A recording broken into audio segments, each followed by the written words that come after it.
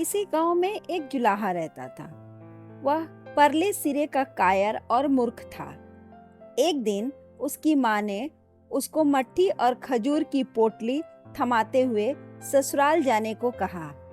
बोली, सावधानी से ससुराल में रहना, अपने साथ किसी दूसरे को मत ले जाना। जुलाहे ने हामी भरी और ससुराल के लिए रवाना हो गया। ससुराल पश्चिम दिशा में थी। संध्या का सूरज उसके सामने की ओर था। उसने माँ की बात याद कर पीछे की ओर देखा, कोई साथ तो नहीं आ रहा है। उसे अपनी परछाई दिखाई पड़ी। वह पीछे घूमा, हाथ जोड़कर खड़ा हो गया। परछाई से बोला, भाई, मेरी माँ ने मुझे अकेले जाने को कहा है, तुम लौट जाओ। तुम्हें भूख लगी हो तो मेरे नाश्ते में से आधा ले लो। यह कहकर उसने अपनी पोटली में से आधी मट्ठी और खजूर पीछे की ओर फेंक दिए और फिर तेजी से आगे बढ़ा। कुछ दूर आगे जाने पर जुलाहे ने फिर पीछे की ओर देखा। इस बार भी उसे अपनी परछाई साथ चलती दिखाई दी। वह गिड़गिड़ाकर उससे बोला, भाई मान जा, मान जा। ससुराल से लौटते समय तू मेरे साथ हो लेना, लेकिन इस समय तो मेरा पीछा छोड़ दो। तुम्हारे पास पहनने को कुछ नहीं है तो यह कुर्ता ले लो। कहते हुए जुलाहे ने अपनी कुर्ता निकाल कर पीछे की ओर फेंक दिया। फिर आगे बढ़ा। कुछ और आगे बढ़ने पर उसने फिर पीछे देखा। परछाई और लंबी दिखाई पड़ी। उसने इस बार उसे अपना छाता दे दिया। इसी भांति एक एक करके उसने परछाई को अपना सारा सामान दे दिया। सूरज डूब जाने पर परछाई ने उसका साथ छोड़ दिया। जुलाहा बड़ा प्रसन्न हुआ, किंतु अब उसके बदन पर सिवा एक पैजामा के कुछ शेष नहीं रह गया था। उसी वेश में रात गए वह अपने ससुराल पहुंचा। उसकी सास ने दामाद का ऐसा हाल देखा तो घबरा उठी। पूछने लगी, क्या हुआ बेटा? मूर्ख जुलाहे ने यहाँ अपनी अकल का घोड़ा दौड़ाया। सास को झूठ मूठ कह दिया कि रास्ते में डकैतों ने उसे पकड़ लिया था। उसके पास जो भी सामान और कपड़े लते थे सब उन्होंने छीन लिए। उसकी सास ने कुछ पुराने कपड़े लाकर उसे दिए और जुलाहे ने वे पहने। फिर सास ने उसके लिए खाना लाया। माँ बेटी ने अपने लिए 4 रोटियां पकाई थी। चारों रोटियां जुलाहे को दे दी। जुलाहे ने उनमें से 2 रोटियां निकाल दी और 2 ही खाई। सास ने समझा, हो न हो दामाद जी ज्योतिष जानते हैं, इसलिए उन्होंने हम दोनों के लिए एक एक रोटी निकाल दी। दूसरे दिन पास पड़ोस में माँ बेटी ने बातों ही बातों में यह चर्चा फैला दी कि जिस बात को कोई नहीं जानता उसको जुलाहा जान जाता है। उसी गांव में एक धोबी का एक गधा खोया हुआ था। कई जगह उसने खोज की पर मिला नहीं। जुलाहे की प्रशंसा सुनकर वह रोता कलपता हुआ उसके पास आया। अपने गधे के बारे में बताने को कहा। उसी दिन जुलाहा सवेरे सवेरे टहलने के लिए गया था। अरहर की एक खेत में उसे एक मोटा ताजा गधा दिखाई पड़ा। जुलाहे ने सोचा, वही गधा इस धोबी का होगा। बस उसने झूठ मूठ का ढोंग रचा और फिर बोला, गधा गांव के दक्षिण अरहर की खेत में होना चाहिए। धोबी को गधा मिल गया।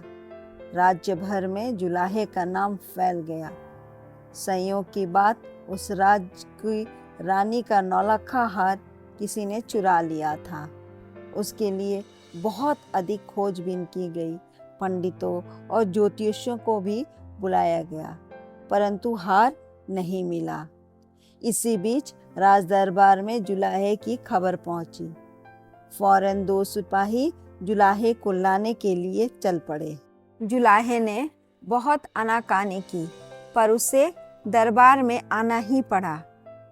राजा ने उसे रानी के हार का पता लगाने को कहा।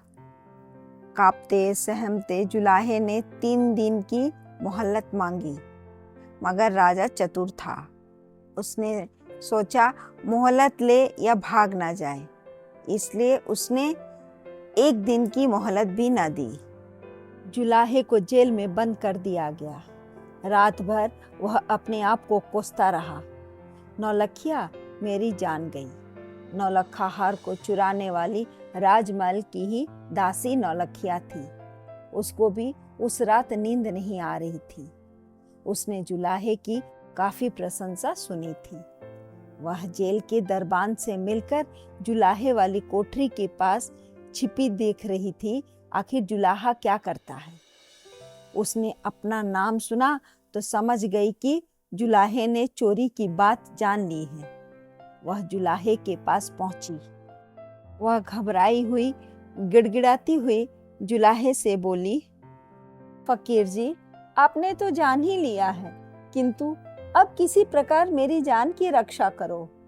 जुलाहे को बात समझते देर न लगी। उसने दासी पर खूब रौब गांठा।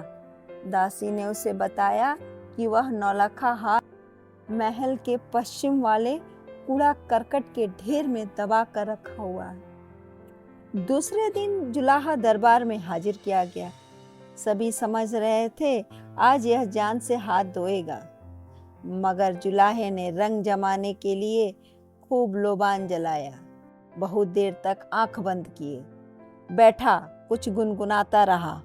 उसके बाद पश्चिम की ओर मुंह करके खड़ा होकर बोला, चोर का नाम कोई ना पूछे।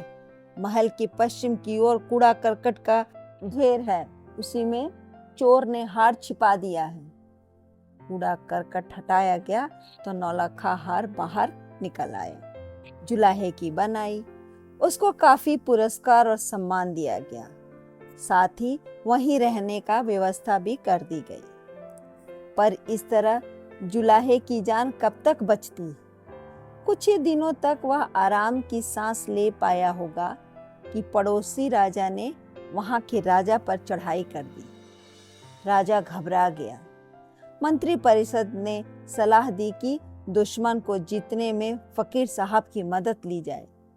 राजा ने जुलाहे को हुक्म दिया कि वह दुश्मन को भगाए, फौज के आगे आगे चले। जुलाहा का तो काटो तो खून नहीं, पर करता क्या, घोड़ा चुनने वह अस्तबल की ओर चला। अस्तबल में पहुंचकर एक दुबले पतले घोड़े को देखा तो बहुत प्रसन्न हुआ। उसे विश्वास हो गया कि अब मेरी जान बची, कारण फौज के सभी बढ़िया घोड़े उसे आगे निकल जाएंगे। सबकी आंखें बचाकर वह निकल भागेगा। निश्चित समय पर कूच का डंका बजा।